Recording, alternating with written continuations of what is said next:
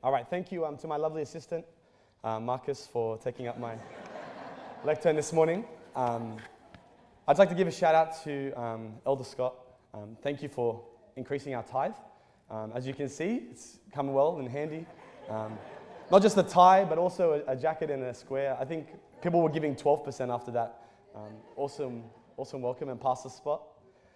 This morning I wanted to share a story that hopefully connects not just a little bit about my own personal testimony, but also to God's grace and God's mercy. And I really like that prayer, so thank you this morning for that prayer. And I just wanted to ask, as a church, as we come into a new season, to bear with me, because I am technically an intern, so that means, 2 years of grace, or something like that. I don't know how long you want to give me.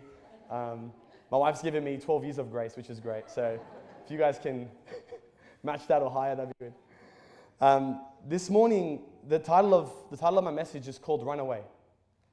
When God says go, but you say no. And I don't know if you've ever been in a situation where that's been relevant to you in your life, where there's been moments where you feel God's calling, God's direction, God's leading, but you've just kind of looked at God in the face and said, no. Or I don't want to do that. Or maybe there's a calling that you know that you really should do. Maybe it's a really small thing, like forgive your mum or your dad, or forgive your child. Maybe it's just you see someone, you feel God telling you, oh, go say hi to them. There's things in life that happen, and often we feel a conviction, but sometimes we just say no to God. And so this morning, I want to start off with a bit of a personal story, a little bit about me, who I am, and how I became, I guess, the person I am standing in front of you today. And then I want to get really deep dive into a piece of scripture thank you, Jim, for not sharing with the kids what the story was about. So everyone's now going to be, there's a bit of hints up there, but you'll figure it out. And the story for me, is where I come from. You know, we all come from different walks of life, and we all connect with God at a different stage. Maybe some of us still working that out, when that is going to be for us and how that's going to look. But for me, I grew up in a very interesting home. I grew up confused, not with just with my nationality, with my background, with the culture of my home. My dad was Australian, like 3 generations Australian, from country Tamworth, which is like country music capital of Australia, right? And my mum is Assyrian, born in Baghdad, Iraq. And so I have these 2 completely different cultures. And so growing up, I didn't speak Assyrian at home, I spoke only English. My mum came when she was 9, so she's basically Aussie. But growing up, there's such a different cultural understanding of how life works. You know, my Aussie side was, handshakes. My Assyrian side, my grandfather's side was 1 kiss on the cheek. My grandmother's 2 kisses. So sometimes when I say hi to her, I do 5 just to mess with her. I'm like, mwah, mwah, mwah, mwah. And it's funny, but it's interesting how culture defines us. And so for me growing up, I grew up actually in a Pentecostal home, which is a bit weird because Assyrians are Orthodox. And my dad's family, I don't know if they were Pentecostal. I think it was Anglican they grew up, I'm not sure. But they met at Hillsong Church. Can we say Hillsong in here? Will I get cancelled? But they grew up, they went to Hillsong, and that's where they met. And they met at Hillsong Church. I don't really know all the details. I don't think it was even called Hillsong back then, a long time ago. I think it was Hills Life Center or something. And they met there, and I don't know why, but basically when I get told the story, my grandparents tell me, yeah, we told her not to, but she did. So children, listen to your mums if they say don't do it. But as they grew up Pentecostal. I grew up in that church. I don't know if you've ever been to Hoxton Park Adventist Church, but the church across the road from them, that's where I went to church when I grew up. Before it was called Liverpool Christian Life Centre, now it's Inspired Church, whatever it's called, I don't know. But that's where I went to church. And for me, I grew up in a Pentecostal church. And some people call us happy clappy, I don't know, that's what they used to say. But when I met God, I don't know if that was then, but I definitely loved church. I loved worship, I loved being part of, we had kids' church every week, so we didn't join the adults, we had our own thing, that was fun. And then eventually, as I got older, church kind of stopped for us. Our family kind of broke down. My parents' marriage fell apart, and we just didn't go to church anymore. And at that point, I didn't have access to church, obviously. My mom didn't want to go. She was really angry with God. And it was really hard. And I really enjoyed church. I really enjoyed God. But there was this moment about 14 years of age where there was kind of silence for me when it came to God. And I went to a public school. So I didn't grow up Adventist. I didn't even know what Adventist was at this age. I actually went to school with a couple people in the room. Shout out to Simon at the back and Letitia. But we went to school together, which was cool. But I actually went to school with my wife, Danny. And she was Adventist. And she was one of the few that were Adventist in the public school. And she was actually a good Adventist. So shout out to Danny. But what happened was, they tell young people in church, don't date someone outside the church. It's really dangerous. But I don't know, she maybe liked danger, I don't know, but she flirted and converted me. That's what they say, right? And it was something about, she spoke Spanish to me this one time, because she's Chilean, and she just spoke to me in Spanish, and I was like, where are we going? Which church I'm going? So I was a young boy, all right? And so I was 16 when we started dating, and at that point in time, she told me that she was a Christian, and she told me that she was involved in church, and I did not know which church. I didn't know any of that stuff. It was just really early on, and as we started to get to know each other, she started to explain things to me. I was, as Kel pointed out the other week, I'm a big soccer fan, very big fan, and at that age, that's when the Wanderers first started. And so I used to go every game. We used to go, and I would invite Danny sometimes. It was a Friday night game or Saturday afternoon. I would invite her. Oh, come to the game with me. She'd be like, oh no, I can't. I'm busy. But at the beginning, she didn't tell me why. You guys know why, but she didn't tell me why. And she was scared. She was like, man, I don't want him to run away. And at the end of the day, she finally told me, this is why. She said, I'm Seventh-day Adventist. And I think that was her heart was in it. She texted it to me, and her heart was probably in her chest. Actually, not text. I'm old, Facebook. And she texted it to me, and I bet there was this moment, she told me later, that she was just like, what is he going to think? And lucky I didn't Google it straight away, because there's some whack Google videos about Adventists out there. Do not YouTube it. It's not good. But I saw it, and I'm like, the first thing I said to her was, do you believe in Jesus? And she was like, yes. I was like, do you believe in the Bible? She's like, yes. I said, that's it. I don't care about the rest, right? I was like, that's all I need to know. And I actually really wanted to marry a Christian, because like I said, I grew up as a Christian, I grew up in church, and that's something that I really wanted. And so, slowly enough, she invited me to come to church. I didn't really have a choice. She was very involved in church. Tuesday night was prayer meeting, so she was there. Wednesday night was Bible studies at the pastor's house. Friday night was youth at church. Saturday was church all day, plus Pathfinders. And then Sundays was Pathfinder camp sometimes, or church socials or fundraisers or whatever else. And so she was at church all the time. So I had no other choice but to go to church to see my girlfriend. And the other thing that was really hard was, when you read the Bible, there's all these cool gifts that happen, like the gift of tongues. And I wish I received that gift. Because she went to Weatherall Park Spanish Church. And I did not speak Spanish. And so I did 5 years in a Spanish church. And so I did learn a lot of Spanish. Not the rude words straight away. That was at her house, not at the church. It's a different world, right? And so at church, they had these little headphones, which was fun, right? You wear these headphones, and there's someone at the top translating at the top bit. And they're like the pastor at the front, passionate preaching. And the Lord said to him, that's translation for you, right? They're not preaching as passionately. And so, it was hard for me to really get into it. But after about a year, I did get baptized into the church. And within 2 months, it was I got baptized in November. Nominating committee happens. January comes around. All right, so you're Sabbath school leader. You're going to be in the youth team.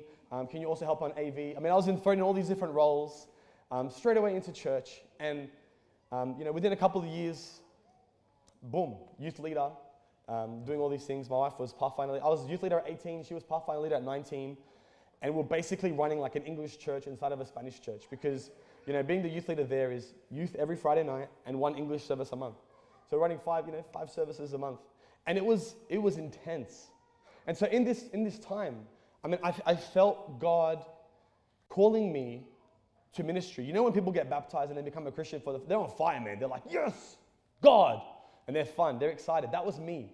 I was so passionate. And so many people would make the comment, you should be a pastor. You should do it. You should do a ministry. And so I always felt like there was this call for ministry in my life. But I didn't know, was that God? You ever ask that question? Is this really God, or is this just what people are saying to me? And one of the things that's really ingrained in me is my culture. I think all of us have culture really strong in us. And so even though I'm half Australian, half Assyrian, when people ask me, I just say Assyrian, not to offend any of the Australians in the room, but I just grew up in my Assyrian family, right? They all live in Wetherill Park. It's basically Nineveh of Australia. And so growing up in Wetherill Park, my family they were all close. And I grew up with my grandparents pretty much. And so for me, I really identify with the Assyrian culture. And so when I think about what sermon or what message can I preach that really connects with me, as you can probably tell from the anchor, I'm going to share with the story of Jonah, the prophet who says no to God.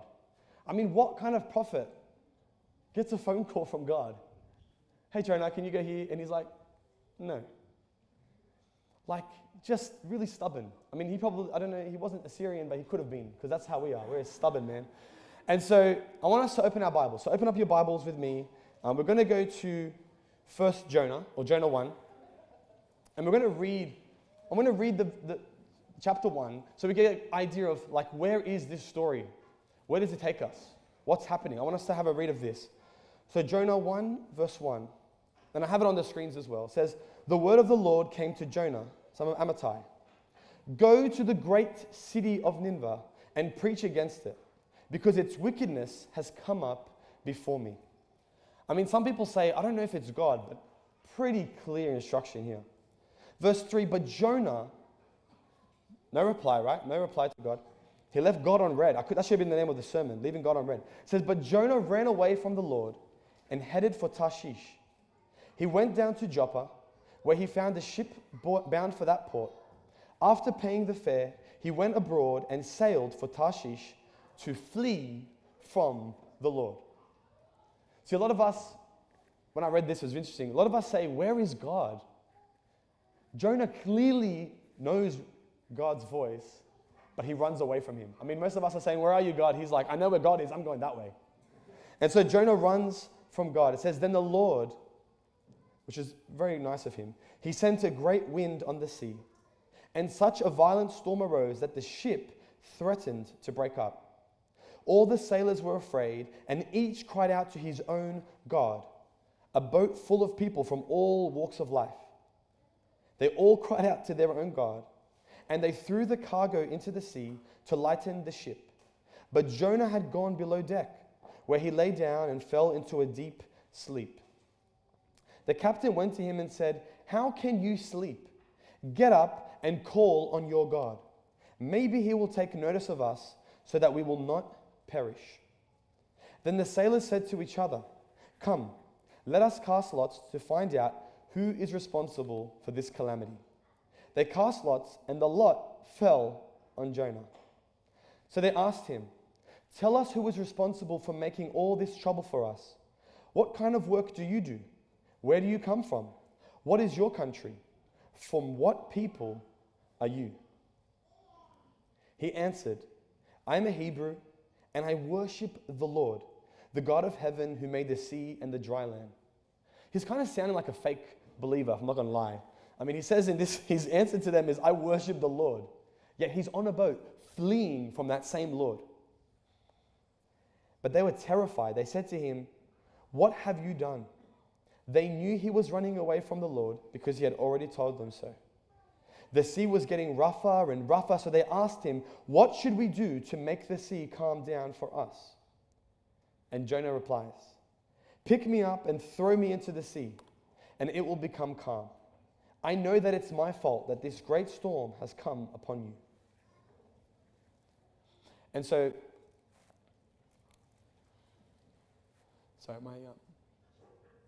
instead, the men did their best to row back to land, but they could not, for the sea grew even wilder than before. Then they cried out to the Lord, "Please, Lord, do not let us die for taking this man's life. Do not hold us accountable for killing an innocent man, for you, Lord, have done as you pleased." Then they took Jonah, threw him overboard, and the raging sea grew calm. At this, the men greatly feared the Lord, and they offered a sacrifice to the Lord and made vows to him. Now the Lord provided a huge fish to swallow Jonah, and Jonah was in the belly of the fish 3 days and 3 nights. Reluctance. Have you ever been reluctant to anything? Maybe to your dad saying, "Hold my hand." That was a good story, right? Maybe you've been reluctant to do what it is that God has called you to do. See, Jonah is in this situation where it's very clear. God has given him a directive. He's given him a mission. He said, "Go to Nineveh and preach to them to stop and to change their ways. Let me redeem them.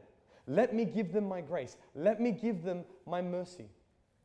But instead of Jonah responding in faith, he responds in fear. He's reluctant to go. And so I like the idea of sometimes in our life, we feel called, but we're fearful of the call. I don't know if you've ever experienced that. Maybe there's been challenging times where you feel like you need to share your faith, but you're scared of what people might say. Or maybe there's a moment where you feel called to leave your job and try something else, pursue a new career, a new vocation. But you're scared because of how you're going to provide for your family. How are you going to sustain yourself financially? There's questions that we ask all the time. How? And so faith says, "I'll just trust him and I'll do it." Fear says, "How am I going to do this?" Right? There's that battle, faith and fear. Which one do we listen to? And so as Jonah hears the instruction from God, there's a couple of reasons why he says no. There's a couple of reasons. People are very smart and they've worked out. Number one, racism. Not a big deal back then because literally the Assyrians conquered the Jewish people, right? They waged war on them. So there was a bit of bad blood. So maybe Jonah didn't want to go to Nineveh because he didn't want God to save them. He thought they didn't deserve it. Is that us sometimes, church? Do we want to sometimes be the judge, jury, and executioner for the people who have hurt us? Because that's kind of where Jonah was at. He was in this position where God is saying, "Hey, go save these people. Help me save them." And he's like, "Nah, man, they don't deserve to be saved." That's tough. You know, when I was coming to my faith in Jesus and I was exploring the Adventist church, I'll be honest, when I went home and I took that faith home, it wasn't received well. There's probably other people that can relate to that. I'm probably not the only first Adventist in my family. There's probably other people who were the first Adventist in their family. And when you try to share a different faith with your family, there's sometimes friction. And for me, when I went home and I said to my family, "Yep, I'm going to church, I'm going to get baptized, I'm being involved," the first thing they said was, "That's not the right church." Why in that church? Why not in our church? And they were asking all these questions. And they were Googling Adventism. Bad idea. A lot of people are bitter people.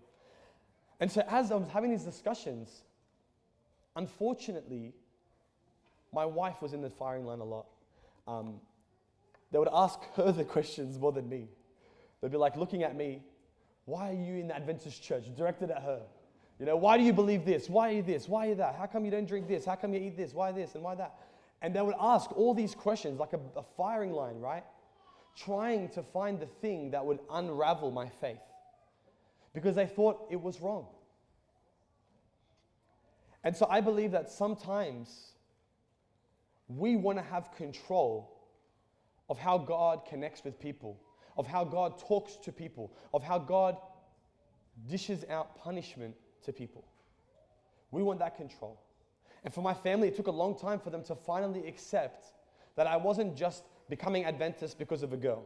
That genuinely that I believed in what I'd learned. It wasn't until I said I want to study being a pastor that they realized it was serious for me. And that changed. My family is not at odds with me anymore. I have one auntie that's very inspired and Pentecostal who will constantly try to challenge me. But my family now sees me as a leader in my family. When we have Easter, my mum's like, hurry up, do communion with us. Run it. I'm like, okay. And unfortunately, they only have real wine. Sorry, guys. But becoming Adventist, changing the things that I grew up with is hard. Becoming a different understanding is very hard for us as people. And I believe that Jonah was so stubborn that it took him to have this huge encounter with God to actually realize something. That his position, his mindset, his way of thinking was actually wrong. And it wasn't until the Bible says that God sent. It doesn't say there was a fish, just happened to swallow him up. It says God sent the fish. Sometimes we're in a storm and we're like, God, help me. But God is the one who sent that storm. And some of us are like, I don't want to talk like that. I don't want to see God that way. But sometimes that's how God talks to us. That's how God connects with us. Because we're running away from him. And sometimes it's the storm. Sometimes it's the belly of the fish that actually makes us go, whoa, I'm going the wrong way. Sometimes that's the thing that helps us to see that we have been running away from our purpose that God has given us. And so in Jonah 2:1, it says, from the inside of the fish, if we continue the story, we see from inside the fish, Jonah prayed to the Lord his God. See, he doesn't pray to God on the boat. And that's always been something that I've thought about. Like everyone's on the boat, they're saying, Jonah, we are going down. We're going under. Jonah, instead of saying, let me pray to my God and say forgiveness, which I think God would have accepted, he says, throw me overboard. Kill me. Right? So dramatic. But that's Jonah's response. He's like, I would rather die than save those Assyrians. Right? If it wasn't for Jonah, I wouldn't be here right now. We would have been all dead. Right? But Jonah would rather jump overboard than just say to God, I'm sorry, I was wrong. Sometimes we're that stubborn, right? And so as he jumps overboard, something happens between the boat and the fish. And we see it here in his prayer. It says, then Jonah prayed to the Lord his God. Oh, go back one, sorry. He said, in my distress, I called to the Lord and he answered me. From deep in the realm of the dead, I called for help and you listened to my cry. You held me into the depths, into the very heart of the seas, and the currents swirled about me. All your waves and breakers swept over me. I said, I have been banished from your sight, yet I will look again toward your holy temple. Yet he says, I called out in my distress. I didn't see Jonah call out in his distress on the boat. Something must have happened when Jonah hit the water. As he is sinking to his doom, as he's finally realizing, it's literally, this is where we get sinking in, maybe, I don't know. But it's sinking in. As he's jumping down into the water, and he's finally realizing that he needs God. And so he calls out to God and says, God, please help me. I don't know how quick, but there was a fish ready to go. And it comes and it saves him from death. And so in Jonah's prayer, he says thank you to God. He realizes where he went wrong. And as he's praying this prayer, in Jonah 2, I'm going to continue. Verse 5, it says, the engulfing waters threatened me, the deep surrounded me, seaweed was wrapped around my head. To the roots of the mountains I sank down, the earth beneath barred me in forever. But you, Lord my God, brought my life up from the pit. When my life was ebbing away, I remembered you, Lord, and my prayer rose to you, to your holy temple. Those who cling to worthless idols turn away from God's love for them. But I, with shouts of grateful praise, will sacrifice to you. What I have vowed, I will make good. I will say, salvation comes from the Lord. Not from me, from the Lord. Because by not going, he's saying that salvation is my decision. And he says, and the Lord commanded the fish, and it vomited Jonah onto dry land. You see, Jonah is wrestling with his thoughts, his doubts, his fear. He's wrestling with all these things. And he finally comes to the conclusion that salvation comes from the Lord. It's not our job to decide who is saved and who isn't saved. It's our job to preach to them, to share the message of hope, to share the faith of God with them, not to decide whether they say yes or no. That's not up to us. That's up to you guys. That's our job as people. And so Jonah finally says, from the depths, I called out. How many of us wait until we're overboard to surrender to God? We wait until we finally hit rock bottom to look up and see God. Why do we let ourselves get that far? Why do we let ourselves get so down, so broken, before we finally turn back to God? Do we have to do that? Do we have to wait until that really horrible moment where everything around us is in pieces before we turn to God? I don't think we do. I think some of us, maybe. And I think Jonah in this story was at a point in his life where he needed this moment to change.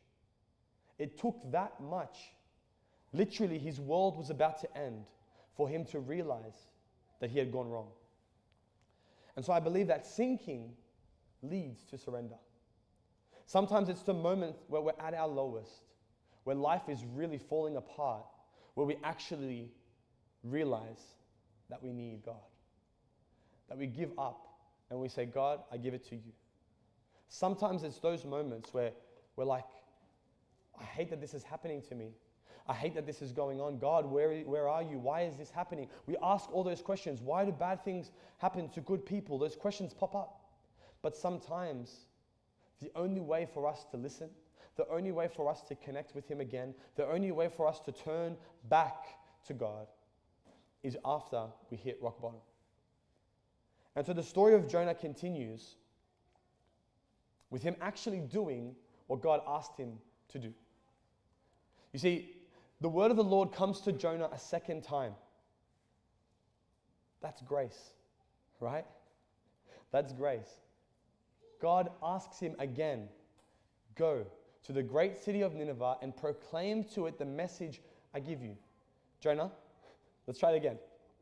You know, this made me think about women. And the reason it made me think about women, hear me out. I'm not going to get in trouble, I promise. I promise I'm not going to get in trouble. I tested this on my wife already. It reminded me of women because women sometimes do this tactic where children or men, we say the wrong thing and they say, sorry, what did you say? You know that one? Where they give you that chance to just redeem yourself. Like maybe you said it in the wrong tone or you said the wrong thing and they just go, wait, can you just repeat that? What did you say? And so it's almost like God is giving Jonah this grace of saying, all right, let's try this again, Jonah. It's like when my child is being difficult and she just needs to eat or sleep or something like that. And then after that, we can try again. And so he says to Jonah again, go to Nineveh. Preach the message I have given you. So finally, Jonah obeys the word of the Lord and he goes to Nineveh. Now, Nineveh was a large city. It took 3 days for him to go through it. But Jonah began by going a day's journey into the city, proclaiming, 40 more days and Nineveh will be overthrown. The Ninevites believed God. A fast was proclaimed, and all of them, from the greatest to the least, put on sackcloth. When Jonah's warning reached the king of Nineveh, he rose from his throne, took off his royal robes, covered himself with sackcloth, and sat down in the dust. Assyrians are very dramatic, as you can see, right? He didn't just say, sorry, everything had to go, humble himself, right? This is the proclamation he issued in Nineveh. By the decree of the king and his nobles, do not let people or animals, herds or flocks taste anything. Do not let them eat or drink. But let people and animals be covered with sackcloth. Let everyone call urgently on God. Let them give up their evil ways and their violence. Who knows? God may yet relent and with compassion turn from his fierce anger so that we will not perish. When God saw what they did and how they turned from their evil ways, he relented and did not bring on them the destruction he had threatened. The merciful God that we talk about in the New Testament of Jesus, we talk about Jesus, he's a God of mercy and grace and he loves everyone. But the God of the Old Testament is an angry guy. This defeats that. This is the God of the Old Testament. This is the God of the Israelites that looks upon the people of Nineveh with compassion. Sometimes we think that God only cares for the church. But I believe that God doesn't just care about us. He loves us, don't get me wrong. But he also cares about the ones who are not in this building today. He cares about some of our children who are not in this building today. Some of our parents, our loved ones, our friends. There's people in our lives that are not connected to him right now. Maybe they've run away and they've already made it all the way to Tarshish. They didn't have that boat moment, right? They've made it out of wherever God is. But I believe that God wants them to receive that message today. That there is still compassion for them. That when he tells Nineveh that they will be destroyed, it's not a promise. He's not promising them, you will be destroyed.